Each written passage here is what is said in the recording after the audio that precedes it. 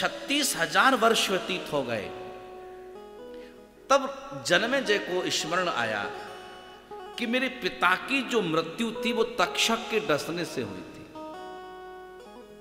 अब मुझे चाहिए कि तक्षक से बदला लेना चाहिए। तक्षक से मैं बदला लूंगा और जितनी भी विश्व भर में सर्प की प्रजाति हैं उन सब के नाश के लिए मैं यज्ञ करूंगा। तो जन्मेजय ने सर्प मेध यज्ञ किया, सारी सर्पों की प्रजाति को नष्ट करने के लिए। और देवी भागवत में लिखा कि उत्तंक नाम के ऋषि का आवाहन किया। उत्तंक नाम के ऋषि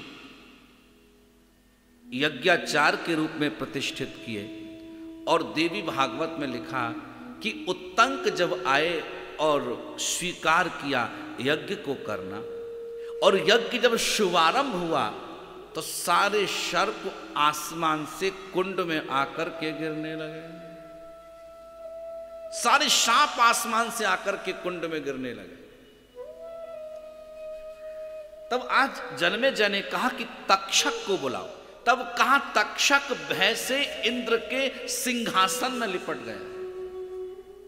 जन्मेजय ने कहा इंद्र के सिंहासन के सहित तक्षक को यज्ञ में स्वाहा करो, ऐसा मंत्र बोला। और श्रीमद् देवी भागवत में लिखा कि ब्राह्मणों ने मंत्र बोला, नमोस्तु सर्पेभ्यो जे के च मनुजेन्तरिक्षे जेतिवितेभ्यः सर्पेभ्यो नमः।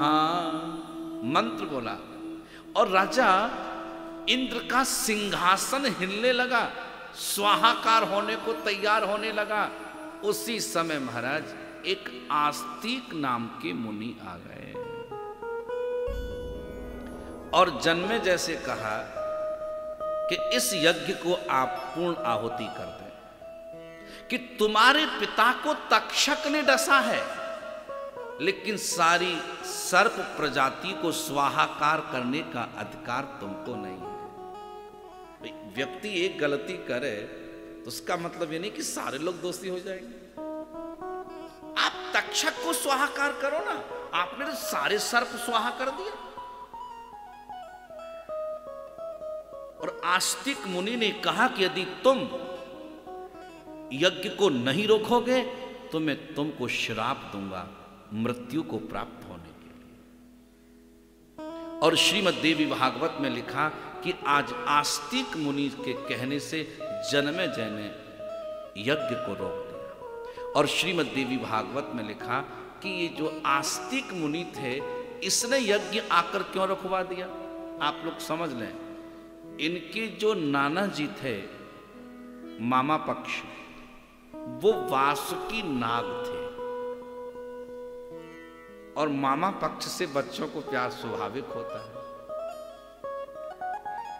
मामा पक्ष से कि दिन में 4 बार माताएं बोल देती बेटा तेरे मामा का फोन है, अब मामा कह चले, नानी का फोन है, मामा कह चले, वो 4 बार दिन में बोल देती है कम से कम, ना भी आए तो भी एक माहौल डेवलप करने के लिए प्यार से बोलो कि वो चाहती है कि वहां अटैचमेंट बना रहे।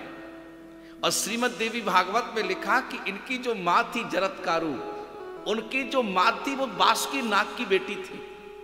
तो कौन अपने परिवार को जलता हुआ देखेगा। तब कहा बेटा कि तुम जाओ यज्ञ रोको, यज्ञ नहीं रुकता है तो श्राप देकर के नाश करो। जन्मेजय